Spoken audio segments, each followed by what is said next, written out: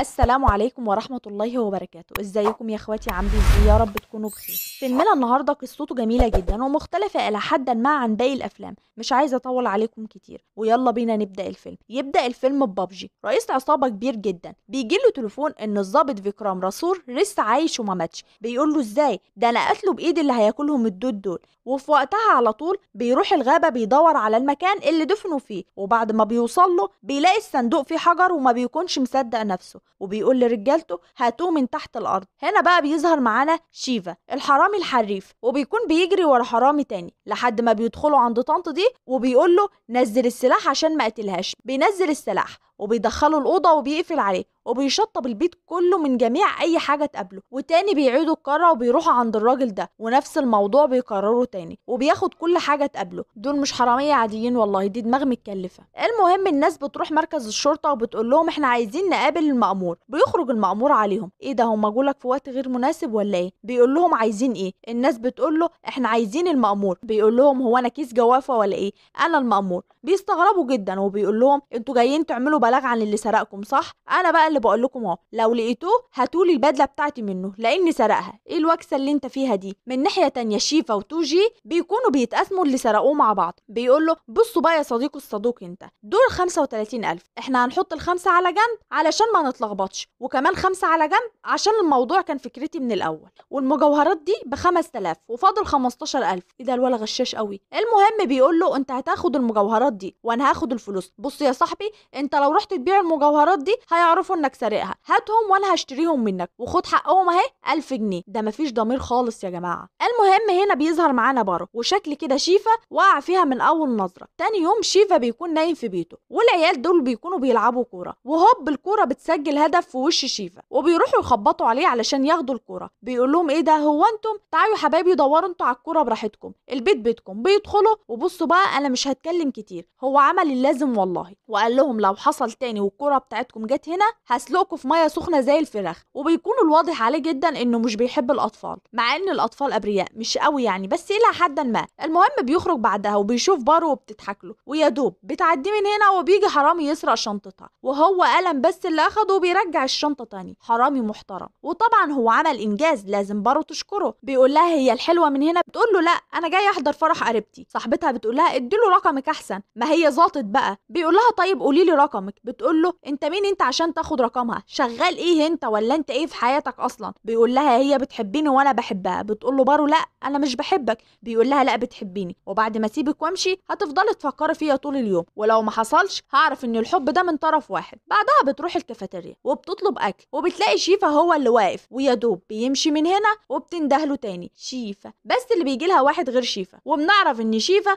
هو اللي قاصد يعمل كده. وبعدها بيظهر في العربيه، ويا دوب هي بتفتح عينيها وتقفلها وبتلاقي واحد تاني غيره، وبرده شيفا هو اللي بيكون قاصد يعمل كده. عيل لعيب حقيقي، انت ابهرتني. تاني يوم شيفا بيروح الفرح اللي بارو فيه وبتشوفه ومش بتكون مصدقه ان هو حقيقي. بيقول لها انا عارف انك كنت بتفكري فيا امبارح طول النهار، انت معاكي حق، انا اصلا اتحبت. بتسيبه وتطلع اوضتها وهو بيطلع وراها، ويا عيني عشم وما طلعش في مكانه. بيلاقي بنات كتير في الاوضه، وواحده منهم بتقول له انت بقى اللي مفكر نفسك شاروخان والبنات كلها هتموت عليك؟ ده انت حتى ما حصلتش بواب. بيقول لها انا هثبت لك ان احسن من شاروخان. وبيبتدوا يرقصوا، ده اخركم في الصياعه يعني. وبيخلصوا راس وبتزقه بره الاوضه، بيقع على رجل عمتها. طبعا هو بيعرف يخلع منها وبيقول لها سيبيني اخد بركتك يا غاليه، سيبيني انا في ناس راشقه عينها في حياتي ومحتاج بركتك. بتقول له خلاص يا حبيبي انت خدت البركه كلها، روح بقى هات لي بامبرز للاطفال من اقرب محل. طب ايه هو هيجيب من معاه يعني ولا ايه؟ مش هتديله فلوس؟ المهم بيروح فعلا، وصاحبه بيقول له احنا هنفضل كده كتير من غير شغل ولا ايه؟ انا بقيت عواطلي عن العمل، احنا لازم نلاقي مصلحه نقلب عيشنا منها. مش بيرد عليه وبيمشي، وبيلاقي الشنطه دي بياخدها، وصاحب الشنطه بيحاول يوقفه. بيقول له اللي وراك ده هو اللي قال اسرق الشنطه. بيلف وشه وبيلاقي شيفا، وبيفضل يقول له اخويا اخويا. اخوك مين يا عم انت؟ المهم توجي بيحدف الشنطه على شيفا وبيجري، وشيفا بياخدها جري، وصاحب الشنطه بيجري وراه وبيفضل يقول له اخويا يا اخويا لحد ما العربيه بتخبطه. بياخدوا شيفا وبيوديه المستشفى، وبيقول له ما تقلقش انا سبت لك الشنطه بره. بس الواضح على الراجل كده انه عايز يقول له حاجه بس مش بيكون قادر، لكن شيفا بيسيبه ويمشي. بعدها بيروح يقابل بارو في المعبد وبيعترف لها بحبه، وبتساله طب يا حبيبي انت شغال ايه؟ من ساعه ما عرفتك وانا ما شفتكش في شغلانه، تكونش عواطلي؟ بيقول لها محسوبك شغال حرامي على موسم، حاجه كده تفتخري بيها قدام الناس. بتقول له انا مش زعلانه من صراحتك، بس وعدني انك ما عدتش تسرق تاني. بيقول لها اوعدك من بكره هبطل اسرق. ومن ناحيه تانية الراجل ده بيظهر وهو بيزعق وبيقول ان رسول عايش وهيرجع تاني للقريه، والقريه هترجع احسن من الاول تاني. وده تتلا بيكون اخو بابجي، بيؤمر رجالته انهم يجيبوا فكرام لحد هنا ميت. وهنا بيكون شيفا وصاحبه قاعدين في محطه القطر، وشيفا بيحكي لصاحبه على كل اللي حصل وانه ما عادش هيسرق تاني. بيقول له طيب هناكل منين، هنعيش ازاي؟ بيقول له لازم نتوب قبل ما ربنا ياخدك يا صاحبي. بيقول له تصدق معاك حق. المهم بتدخل عليهم واحده شكلها كده غنيه جدا، وشكل كده الوعد ده هيستثنيه النهارده، وبيكون معاها صندوق كبير. وبتقول للشيالين بالراحه انت وهو، الشنطه مليانه مجوهرات. شيفا بيقول لتوجي بص يا صاحبي انا وعدتها ان انا هبطل سرقه، بس الكلام ده من بكره، وبكره لسه ما جاش، النهارده اوبن بوفيه. والست بتنده عليهم وتقول لهم انتوا عارفين ان المحطه كلها ناس بتسرق، وانتم شكلكم باين عليه البراءه. مين انا؟ اكيد انت بتهزري. بتقول لهم انا بس عايزاكم تاخدوا بالكم من الشنطه دي على ما اروح الحمام واجي. بيقول لها ما تقلقيش دي في ايد امينه، وبتسيبهم من هنا وهم ضميرهم مات من هنا. هو اصلا ميت. ميت ايه ده؟ مفيش ضمير اصلا. وفي ثانيه بياخدوا الشنطه وبيبتدوا يوزعوا المجوهرات اللي جوه الشنطه من قبل ما يفتحوها. بس يا حرام ما بيلحقوش يفرحوا الا وبيلاقوا الضابط ده على راسهم،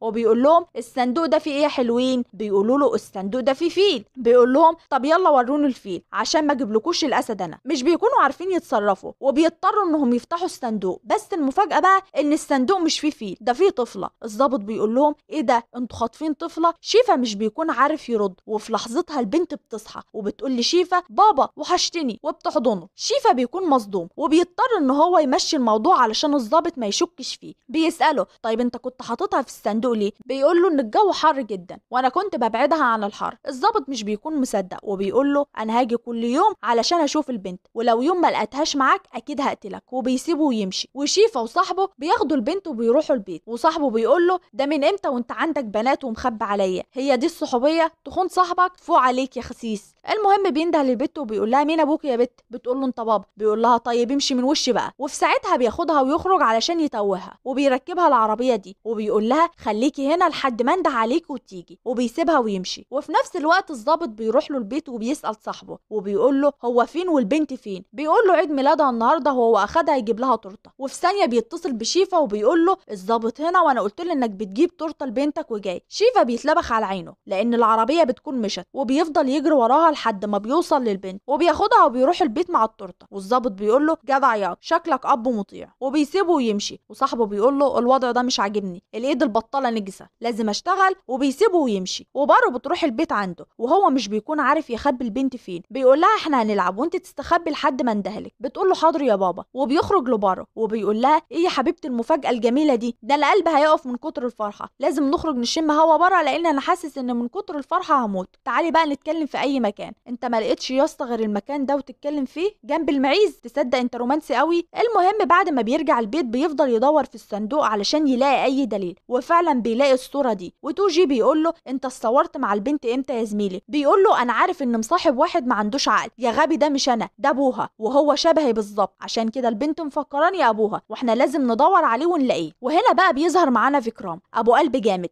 الهند ما جابتش غير واحد بس، وبيكون عنده مهمه مع رجاله بابجي، وواحد منهم بيقول له احنا كتير، هتفضل تقتل فينا لحد امتى؟ مش هتقدر عليهم كلهم ومش هيمشوا من هنا قبل ما يقتلوك انت وبنتك. بيقول له خليك فيا انا بس وسيب بنتي، وبيقتله. وبيفضل يجري ورا واحد منهم لحد ما بيقع ومش بيكون قادر يقف، بيفضل يسحب نفسه لعند الميه لحد ما بيفوق. ورجاله بابجي بتشوف شيفا وطبعا بتفكروا فيكرام وبيجروا وراه، لكن شيفا مش بيكون اخد باله اصلا وبيمشي. وبعدها فيكرام بيروح للدكتور وبيقول له انا قلت لك ان الجرح اللي في دماغك خطير جدا واي حركه غلط ممكن تموتك. انت لو ما كنتش لقيت الميه في الوقت ده كانت اعصاب دماغك هتنفجر. بس فيكرام مش بيكون بيفكر في حاجه غير في بنته. وفي الوقت ده شيفا بيكون عامل اكل وبيقول للبنت تاكل. بتقول له اكلني انت. بيقول لها ايدي مش نظيفه وبيسيبها ويقوم. بتروح له وبتقول له خلاص انا هاكلك عشان ايدك مش نظيفه. بيزعق لها وبيقول لها مش هاكل، كل انتي. وبيخرج ويسيبها. وبيرجع بعد كده بس وهو شارب عصير قصب كتير، وبيقول لها طول النهار عماله تقول لي بابا بابا لحد ما زهقت، انت كمان ما كلتيش؟ بنت انتي اوعي تقولي لي بابا تاني، سامعاني؟ الراديو الصغير في وقتها بيشتغل، بياخده وبيرميه وبيتكسر. تاني يوم الصبح بيصحى على صوت البنت وهي بتعيط وبيقول لها مالك؟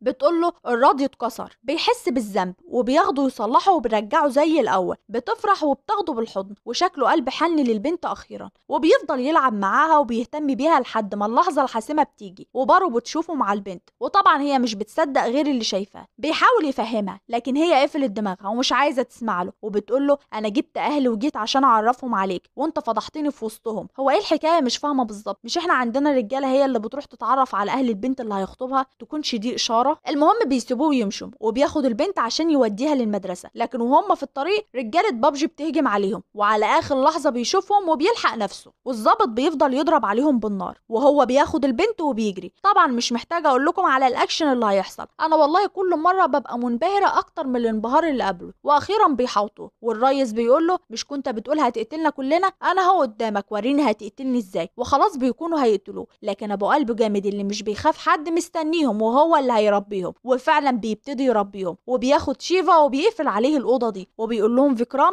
مين بقى اللي كان بيقول اني بخاف؟ انا ما بخافش، الموت هو اللي بيخاف مني، وروني بقى نفسك انت وهو. وبيبتدي يضرب فيهم. الغريب بقى انهم بيطيروا يا صديقي، مفيش حد فيهم مش بيطير. الناس دي مقفوره على الاخر يعني. المهم فيكرام مش بيطول كتير في انه يفضل يضرب فيهم، وبياخد ضربه على دماغه بتجيبه الارض، وبيفضلوا يتسلوا عليه. وكل ما واحد من زمايله يجي يلحقه بيضربوه، وفي لحظه بيضربه بالسكينه. وطبعا المفروض انه يموت، بس لسه المخرج مش عايزه يموت دلوقتي. وبعد ما كانت الدنيا ربيع والجو بديع، بقت ريحه مطر والجو ليل، ومطرت فعلا. انا قلت لكم قبل كده مع الهند مفيش مستحيل. المهم بعد ما الميه غرقت شوارع الهند عشان زعلها على فيكرام، بيقوم فيكرام وبيحلف بسماها ومطرها انه مش هيرحم حد. طبعا انا مش عايزه اعرفكم على الاكشن اللي بيحصل في الشتاء، بتبقى حاجه في منتهى التطاير والاثار والاكشن الهندي اللي كله افوره. كفايه بقى كده، انا تعبت لكم والله. وطبعا بعد كل ده بيكون خلص عليهم كلهم، وبيقول له زمايله لسه في حد منهم؟ الضابط بيقول له لا يا فندم. بيقول له انا دايما بعمل اللي بقول عليه، وبيقع مكانه وبياخدوه وبيروحوا المستشفى. واول ما الدكتور بيخرج شيفا بيساله على حالته ايه. بيقول له ان اصابته خطيره جدا واحنا عملنا اللي علينا، وان البنت كويسه ومفيش فيها اي حاجه. بعدها الضابط بيقول لشيفا انا عارف انك عايز تسال في ايه، كل اللي بيحصل معاك ده ليه وانت مالكش دعوه باي حاجه، وعمال تخرج من مشكله تتحط في غيرها. انا هحكي لك. وبنرجع للماضي ب6 شهور لورا، وبيقول فيكرام رسول البطل هو مساعد مدير الشرطه، اي مهمه بيتكلف بيها بيكون قدها. وفي يوم اتكلف بمهمه في قريه، والقريه دي اللي بيحكمها سياسي فاسد اسمه بابجي، بيعامل الناس كلها في البلد كانهم عبيد، والشرطه هناك ملهاش اي كلمه. حتى انا كنت من ضمن الشرطه اللي تحت رجليه. وفي يوم مراتي كانت مخطوفه، وفضلت يومين مش عارف عنها اي حاجه ومش عارف اوصل لها، او بمعنى اصح واوضح انا كنت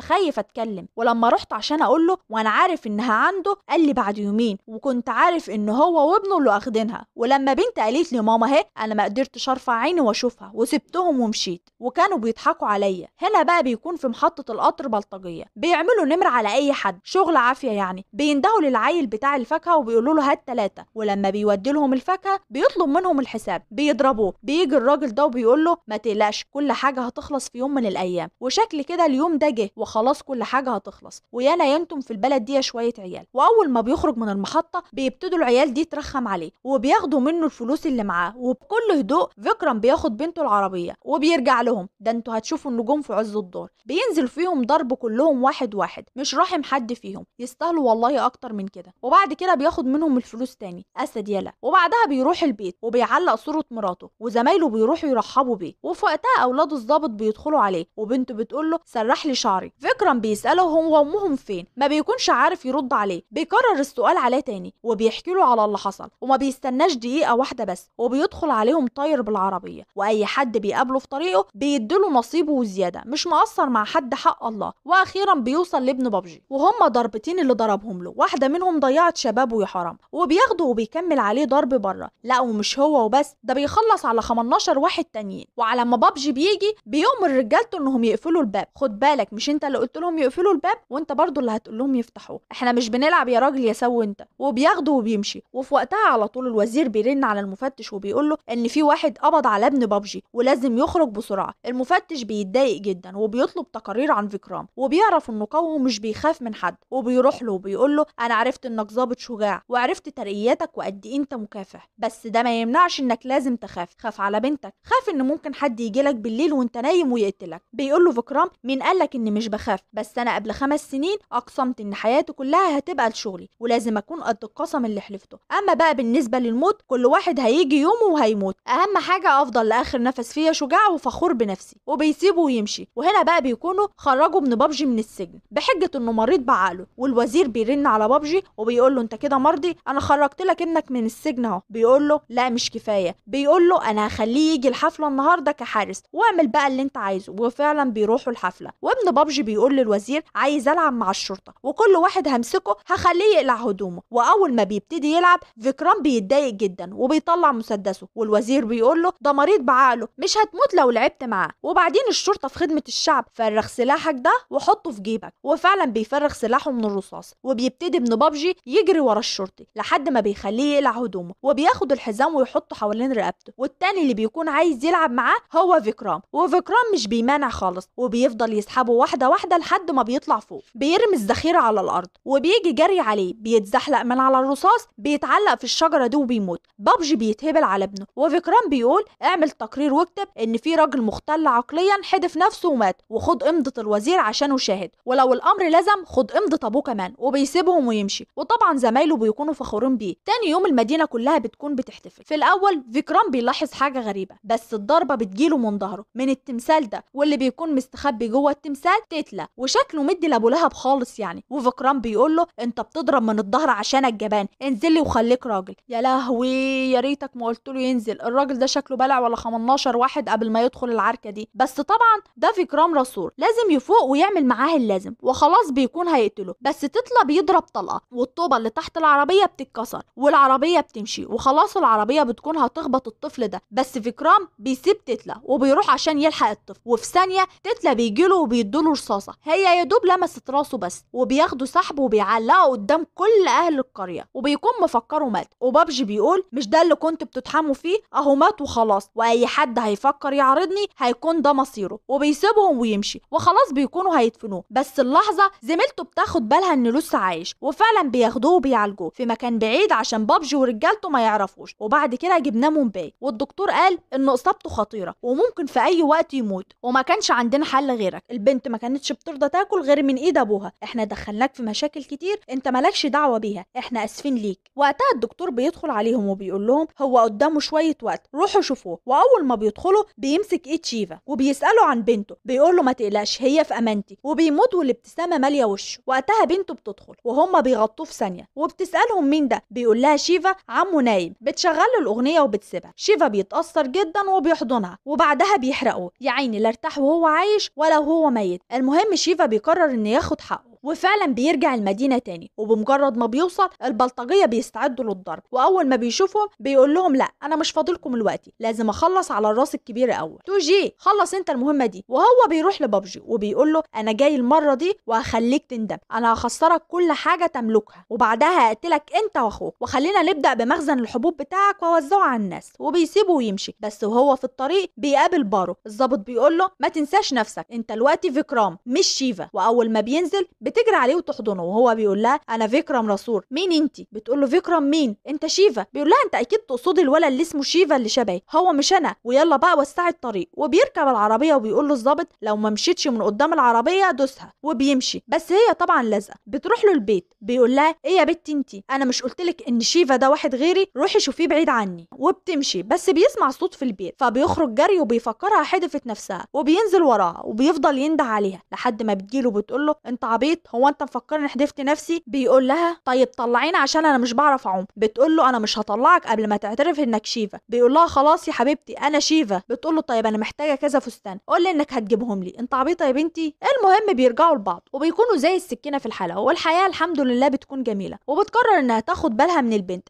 المهم بيجي تليفون لبابجي من شيفا وبيقول له انت قاعد انت ورجالتك عند مخزن الحبوب وسايب مصنع الخمره كده هو لوحده، اخص عليك يا راجل. على العموم انا فجرته بقنبله عشان ما عدتش محدش توزع خمور تاني على الناس. في ثانيه بابجي بياخد رجالته وبيروحوا المصنع. طبعا ده فخ وكان محتاج ان حد يفهمه، بس هو غبي. في لحظتها طبعا شيفا بيروح مصنع الحبوب ومعاه كل اهل القريه، وطبعا بياخدوا كل حاجه من المصنع. وبيتصل شيفا وبيقول له انت فين يا عم؟ انت انا في مصنع الحبوب اهو، كده اهو سبتنا لوحدنا انا واهل القريه، اخص عليك والله. في ثانيه بيدور العربيه وبيروح له وبيلاقي مخزن الحبوب لا حول به ولا قوه. وبيقول له شيفا بكره في ساحه القريه الساعه 12 هعمل معاك الصح. بيقول له بابجي مش لما تخرج من هنا الاول حي؟ انت بتطف يا راجل يا جايف. بيجري شيفا وبينزل على الارض والمكان كله بينفجر. الغريب بقى ان كل رجالته بتموت الا بابجي. المخرج عايز كده، هنعترض؟ تاني يوم بيجمع اهل القريه كلهم وبيقول لهم بابجي وريني مين هيقف قدامي، دول عبيد عندي محدش فيهم هيجرؤ يتكلم. شيفا بيقول لهم هتفضلوا كده لحد امتى؟ لو كل واحد فينا ضربه ضربه واحده بس هيخاف هو ورجالته. بيقول له يضربوا مين؟ انت مش شايف مفيش حد فيهم قادر يرفع عينه فيا؟ انا لو ندهت لاي واحده من دول هتيجي تقعد على رجلي. تحب تشوف؟ خلاص انا هوريك. وفعلا بيبتدي يختار واحده من اللي واقفين وبينده لمراته الضابط وفعلا بتنزل وبيقول لها تعالي اقعدي على رجلي. وفي ثانيه ملامح وشها بتتغير وبتديها له وبتجيبه الارض وبتقول له انت عايزني اقعد على رجلك؟ انا هقتلك. انا لو كان عندي الشجاعه في اليوم ده انا كنت قتلت ابنك على ايدي. وكل اهل القريه بتتحول عليهم. وشيفا بياخد بابجي ورجالته على السجن وبينزلوا فيهم ضرب. وبيدخل الوزير عليه وبيقول له انت ازاي تضرب راجل محترم زي ده من ورايا؟ بيقول له معاك حق، اضربوه قدامه عشان ما يزعلش. استنى رايح فين بس؟ ده احنا لسه بنسمي. وبعد ما بيعملوا معاه الصح بيخرجوه من السجن وبيودوه لاخوه تتلا وبيتضايق جدا على اخوه ويقرر انه يخطف بارو والبنت. وبعد ما بيخطفهم بيقول لبارو يبقى فيكرام بقى يورينا هيلحقكم ازاي منه. بتقول له يا غبي فيكرام راسور مات، الشخص اللي هيجي لكم ده شيفا، هو اصلا مجرم بطبيعته، هو قال انه هيخلص عليكم ومش هيرجع في كلامه ابدا. بيكون خلاص هيقتل البنت الصغيره بس هو بيجي في الوقت الصح، ده لو ظابط الميعاد مش هيطلع مظبوط كده. وبيقول لهم اللي هيلمس بنتي مش هرحمه. وبيمسك الطوبه دي وبيحدفها على خليه النحل ويا عيني النحل بينزل فيهم تقريص، اللهم لا شماته. المهم شيفا بياخد بارو والبنت وبيجروا، بس بيكون في كذا واحد وراه بيحطوا طوب في القماشه دي وبينزل فيهم ضرب. بيخلص عليهم كلهم واحد واحد وبيدخل المكان ده وبيلاقيهم طايرين من تحت الارض. هم عكس الجاذبيه ولا ايه؟ بس برضه مفيش صعب على شيفا مهما كان، حتى لو كانوا 15 واحد. نحن نختلف عن الاخرون خالص. بعد ما بيخلص عليهم بيجيله تتلا وشيفا مش بيكون قادر عليه. تحسوا كده كتير على شيفا، يعني المفروض يكون في عدل. جايبين كل ده لشيفا؟ ما هو طبيعي هيضربه. بيفوق اخيرا وبينزل فيه ضرب وبيفضل يتطاير شمال ويمين لحد ما بيجيبوا الارض. وبيدخل على باقي الرجاله اللي فاضلين وبيخلص عليهم. وتتلا بيربط نفسه على الحبل وبينزل لبارو والبنت وبيقول لها معاكي حق، هو ضربني وانا ما قدرتلوش بس هو مش هيمنعني ان اقتلكم. وشيفا فوق بيكون بيطير بني ادمين وبيربط اخوه من الناحيه التانيه عشان الاتنين يوزنوا بعض. بس على فكره الكفه كده مش مظبوطه، كده مفيش عدل. في ثانيه بيقطع الحبل وهما الاتنين ما يجوز عليهم الا الرحمه وبياخد بارو والبنت وبيرجعوا تاني بيتهم. والهنا فيلمنا بيخلص ويا رب يكون عجبكم. اشوفكم على خير، سلام.